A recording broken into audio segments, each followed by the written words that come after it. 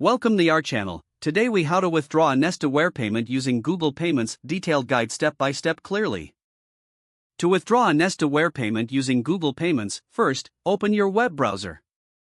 Go to the Google Payments website. Sign in with the Google account linked to your Nestaware subscription. Once logged in, look for the Transaction History tab in the main menu. Click on Transaction History to view your recent transactions. Locate the payment you wish to withdraw. Click on that specific transaction to view the details. In the transaction details, look for the refund option. Click on Refund to initiate the withdrawal process. Follow any on-screen prompts to confirm your refund request. Make sure to check your email for a confirmation of the refund. Keep an eye on your bank account for the withdrawal to process. This usually takes a few business days to reflect.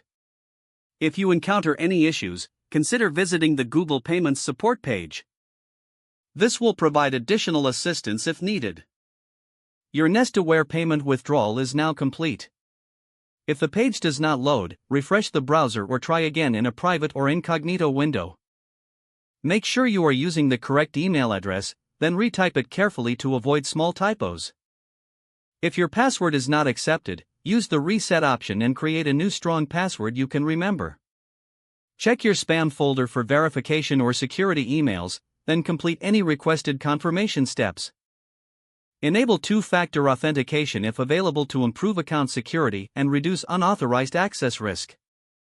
After signing in, review your profile details so your contact information and settings are accurate and current. If you see an error message, note it down and try again after restarting your device and internet connection. Log out when you finish, especially on shared devices, to keep your account and payment information secure. If the page does not load, refresh the browser or try again in a private or incognito window. Make sure you are using the correct email address, then retype it carefully to avoid small typos.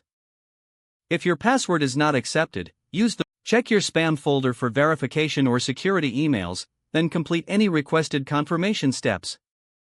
Don't forget to like this video and subscribe to our channel for more step-by-step tech guides.